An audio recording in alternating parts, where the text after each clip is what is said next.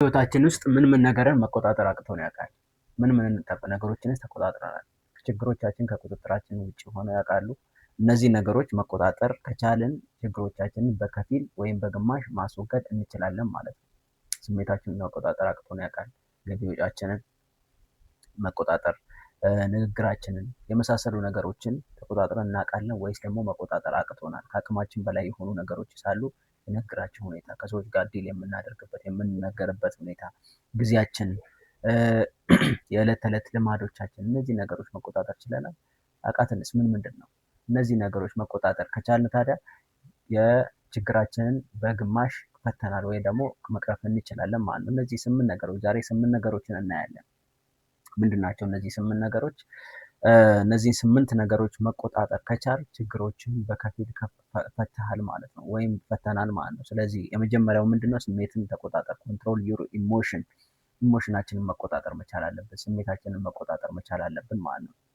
እያንዳንዱ ሰው ቁጣ፣ ብስጭት፣ ፍርሃት፣ ተስፋ መቁረጥ ያጋጥመን ይችላል። ግን ደግሞ ሁሉም ሰው ያጋጥመዋል። ልዩነቱ ምንድነው? እነዚህ ነገሮች የምንፈታበትና ዲል የምናደርግበት መንገድ ነው የሚለየን አንዳችንን ከሌላችን ማለት ነው። እነዚህ ነገሮች በምን አይነት መንገድ ነው ሪስፖንድ የምናደርገው ትሪት የምናደርገው የሚለው ትልቁ ነገርና ወሳኙ ነገር ነው ማለት ነው። ብዙ ሰዎች ከጥበብ ይልቅ በቁጣ ስለተመሩ ብዙ ነገሮችን ያጣሉ። ለምሳሌ ስራቸውን ሊያጣሉ ይችላሉ። ንግዳቸውን፣ ወዳጅነት ግንኙነታቸውን፣ የተለያዩ መልካም እድሎችን ሊያጣሉ ይችላሉ ሪስፖንድ በሚያደርጉበት ወይም በቁጣ በሚመልሱበት መንገድ ብቻ ማለት ነው። ሲበሳጩ ትላልቅ ውሳኔዎችን ከመወሰን ይቆጠቡ። ውሳኔዎቻችንን እናዘገይ፣ ማዘግየት ይኖርብናል። በተበሳጨን ሰዓት በተለይ ትላልቅ ውሳኔዎችን ልንወስን አይገባም ለራሳችን። ከዛ ይልቅ ለራሳችን ጊዜ ሰጥተን ተረጋግተን ነገሮችን ግራና ቀኝ አይተው ውሳኔዎችን እንድንወስን ማድረግ ይኖርብናል። ሁኔታዎችንም ወይም ምላሽን መስጠት ያለብን አክብሮት በተሞላበት ሁኔታ ምላሽን መስጠት ይኖርብናል ማለት ነው። ስሜቱን የሚቆጣጠር ሰው ጊዜያዊ ስሜቶች ትልልቅ ችግር እንዲሆኑበት እድል አይሰጥም ማለት ነው። ስለዚህ ስሜትን መቆጣጠር ማለት ትንንሽ ችግሮች ትልቅ ችግር ይዘውበት እንዲመጡ እድል አይሰጥም ማለት ነው። ስለዚህ ስሜትን መቆጣጠር ወይም ደግሞ ኮንትሮሊንግ ኢሞሽን ማለት ነው አንዱ እና ትልቁ መፍትሄ ነው ማለት ነው። ሁለተኛው የወጪ ልምድን ተቆጣጠር። የወጪ ልምዳችንን እንቆጣጠራለን። ወጪያችንን እንዴት ነው የምናየው? ገቢ ወጪያችንን ወይም ኮንትሮል ዮር ስፔንዲንግ ሃቢት። ለምንድን ነው የምናወጣው? ስለዚህ ብዙ ሰዎች ጥሩ ገቢ ቢኖራቸውም ወጪያቸውን መቆጣጠር ባለመቻላቸው ግን በድህነት ውስጥ ወይም ደግሞ በገንዘብ እጦት ውስጥ ወይም በገንዘብ ችግር ውስጥ እየተንገዳገዱ ይኖራሉ ማለት ነው። ስለዚህ ብዙ ገቢ ብዙ ወጪ ወይም ደግሞ ብዙ ወጪ ብዙ ገቢ ካለን አሁንም ችግር ነው የሚሆነው። ስለዚህ ሌሎችን ለማስደመም እቃዎችን መግዛት ግዢ ከመፈጸም በፊት ምን ማድረግ ይኖርብናል? ሌሎችን ለማስደመም ወይም ኢምፕረስ ለማድረግ እቃዎችን መግዛት ወይም ቅንጡ ነገሮችን መግዛት አይጠበቅብንም። ከዛ ይልቅ ግዢዎችን ከመፈጸማችን ይልቅ ጥያቄዎችን ራሳችንን መጠየቅ ይኖርብናል። ለምሳሌ ይሄ ነገር ለእኔ እውነት አስፈላጊ ነው? ከግቦቼ እና ከዓላማዎቼ ጋር የሚሄድ ነገር ነው ብለን ራሳችንን ልንጠይቅ የሚገቡ ነገሮች ናቸው ማለት ነው። ያስፈልገኛል ይሄ ነገር ብለን ጥያቄዎችን ልንጠይቅ ይገባል ማለት ነው። ስለዚህ የሚከተሉትን ልማዶች ማዳበር ያስፈልጋል ማለት ነው። ለምሳሌ ያለማቋረጥ መቆጠብ ወይም ደግሞ ሴቪንግ ኮንሲስተንትሊ፣ በጥበብ ኢንቨስት ማድረግ ዋይዝሊ፣ ኢንቨስቲንግ ዋይዝሊ፣ ሌላ ደግሞ አስፈላጊ ያልሆኑ ዕዳን ማስወገድ ወይም ደግሞ አቮይዲንግ አኔሰሪ ዴፕት ማለት ነው። እነዚህ ነገሮች ሀቢት ወይም ደግሞ ይገባል ማለት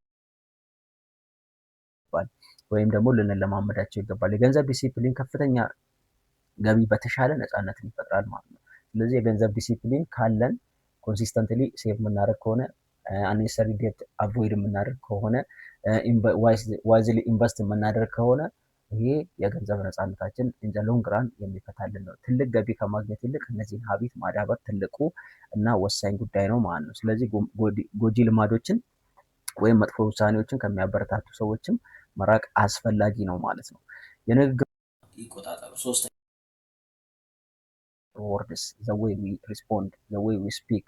ከሰዎች ጋር የምንናገርበትን መንገድ መቆጣጠር ይኖርብናል። በምን አይነት መንገድ ነው ቃላታችን እንቆጣጠር የሚገባ? ቃላቶች ኃያል ናቸው። ቃላት ኃይል አለው ማለት ነው። ስለዚህ ቃላት ሰዎችን ኢንስቲጌት ወይም ደግሞ እኛ ሊያነሳሳ ይችላል፣ ወደ እኛም እንዲሆኑ ያደርጋል፣ በእኛ ሳይድ እንዲቆሙልንም ያደርጋል ማለት ነው። የምንናገርበት መንገድ ቶናችንን ልንቆጣጠር ይገባል። ሰዎች በሚናገሩበት መንገድ ሳያስቡ ሰዎችን ሊያስቆጡ ይችላሉ ማለት ነው። አንድ ጥንቃቄ የጎደለው ንግግር ግንኙነት ወይም መልካም ስምን ሊያበላሽ ይችላል። ስለዚህ የምንናገርበትን ወይም ቶናችንን ልናስተካክል ከመናገራችን በፊት ስለ ጉዳዩ ማሰብ እውነተኝነት ስለ ጉዳዩ እውነተኝነት ትክክል ነው ይሄ ጉዳይ ወይስ ትክክል አይደለም የሚለውን ማጣራት ይኖርብናል። አስፈላጊነቱን ማጣራት ያ ጉዳይ ቢነገር አስፈላጊ ነው ወይስ አስፈላጊ አይደለም። አስፈላጊ ካልሆነ ሪፍሬን ብናደርግ ወይም ብንቆጠብ ያንን ነገር ከመናገር ማለት ነው። አላስፈላጊ ሆኖ ካገኘ ነው ማለት ነው። አንዳንድ ጊዜ በቁጣ ከመናገር ዝም ማለት አስተዋይነት ነው። ስለዚህ በጣም ተናደን በነበረበት ሰዓት ካልም ማድረግ ወይም ራሳችንን ማረጋጋት የተሻለ ነው። ሪስፖንድ ሪአክት ከምናደርግ ማለት ጠንካራ ሰዎች ሁልጊዜ ከፍተኛ ድምፅ ያላቸው ሰዎች አይደሉም፣ ወይም ሃርድ ወርከርስ ወይም ጠንካራ ሰዎች ወይም ኢንተሊጀንት ብለን ኢሞሽናል ኢንተሊጀንት የሆኑ ሰዎች ብዙ ጊዜ ከፍ ያለ ድምፅ አያወጡም። ታጋሾች ናቸው። ነገሮችን በአስተዋይነት የሚያልፉ ሰዎች ናቸው ማለት ነው። መቼና እንዴት በጥበብ መናገር እንዳለባቸው በደንብ አድርገው ያውቃሉ ማለት ነው። መቼ መናገር አለብኝ፣ ምንድነው መናገር ያለብኝ የሚለውን በደንብ የሚያውቁ ሰዎች ናቸው። እነዚህ ሰዎች አስተዋዮች ናቸው። አራተኛ ጊዜውን ይቆጣጠሩ። ኮንትሮል ዩር ታይም። ጊዜ እንግዲህ ብዙዎቻችን የማናውቀው ትልቅ ሚስጥር አለው በውስጡ። ሰዎች ብዙ ጊዜ ለገንዘብ ዋጋ ይሰጣሉ፣ ለጊዜ ግን ገንዘብ ዋጋ አይሰጡም። ያ ማለት ምን ማለት ነው? ትልቁን ገንዘቡን የሚያመጣው ምንድን ነው? ጊዜ እንደሆነ ይዘነጋሉ ማለት ነው። እያንዳንዷ ደቂቃ በእኛ ላይ ትልቅ አዎንታዊም አሉታዊም ተጽዕኖ አላት በምንጠቀመው መንገድ ማለት ነው። በደንብ ከተጠቀምነው ውጤታማ ያደርጋለን። በተቃራኒ ደግሞ ካባከንን ህይወታችን ላይ አሻራ ትቶ መጥፎ አሻራ ወይም ደግሞ ትልቅ ጠባሳ ጥሎ ሊያልፍ ይችላል ማለት ነው። ሁሉም ሰው በየቀኑ 24 ሰዓት ይሰጠዋል። ይህን 24 ሰዓት የምንጠቀምበት መንገድ ግን ወሳኝ ነው። የነገ ህይወታችንን የሚወስነው የሰዓት አጠቃቀማችን፣ እያንዳንዷ ደቂቃ ከፋፍለን የምንጠቀምበት መንገድ ህይወታችን ላይ ትልቅ ለውጥ ያመጣል፣ የነገ ህይወታችን ላይ ማለት ነው። ስለዚህ የምንጠቀምበት 24 ሰዓትን የምንጠቀምበት መንገድ ይወስናል ማለት ነው። ጊዜውን በከንቱ ከማባከን ለሚከተሉ ነገሮች ይወስኑ ወይም ይስጡ።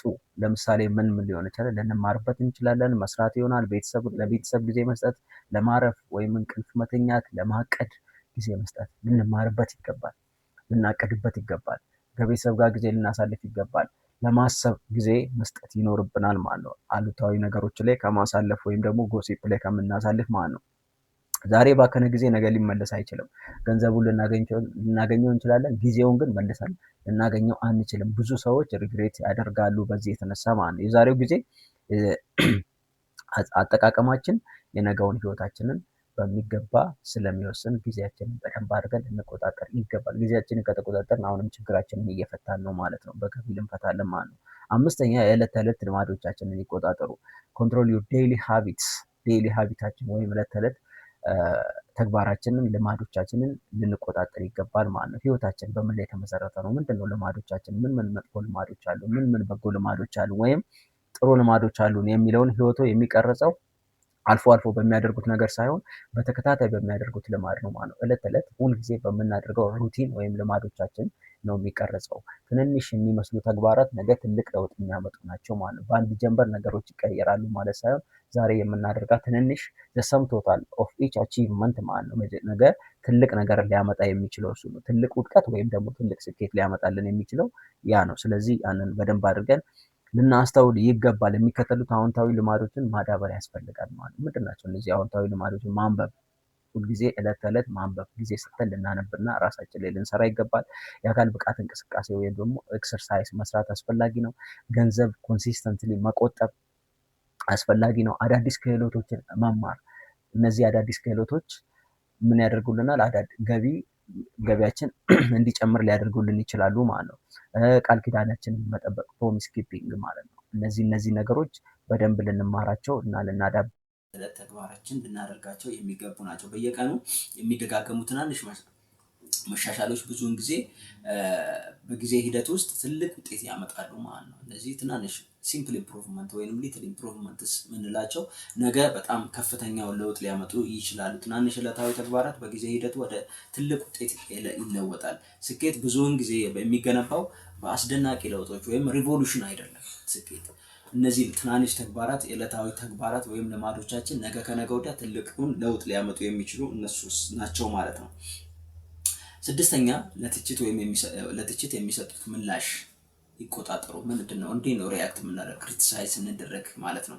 ኮንትሮል ሃው ዩ ሪስፖንድ ቱ ክሪቲሲዝም ዘ ዌይ ዊ ሪስፖንድ ቱ ክሪቲሲዝም። ለትችት የምንመለስበት መንገድ፣ ሪያክት የምናደርግበትን መንገድ እንቆጣጠር ይገባል። ትችት ሁሌም ሰዎች ከመተቸት ወደኋላ አይሉም። ሁሌም ትችቶች ሊኖሩ እንደሚችሉ ማወቅ ይኖርብናል። እያንዳንዱ ትችት ግን ጥቃት ነው ብለን መውሰድ አይኖርብንም ማለት ነው። አንዳንድ ጊዜ ግብረ መልስ ለመሻሻል ስለሚረዳን ማለት ወይም ደግሞ ክሪቲሲዝም ለመሻሻል ራሳችንን ለማሻሻል ጉዞር ብለን ራሳችንን እንድናይ ይረዳናል። ትክክል ጠቃሚ የሆኑትን እንወስዳለን፣ ጠቃሚ ያልሆኑትን ደግሞ ማስወገድ ይኖርብናል ማለት ነው። ከሁሉም ሰው ጋር ከመከራከር ይልቅ መሻሻልን መቀጠል፣ እኛ ማስተካከል ያለብንን ነገር አስተካክለን እንጂ ለሁሉም ሰው መልስ እየሰጠን አንሄድም ማለት ነው።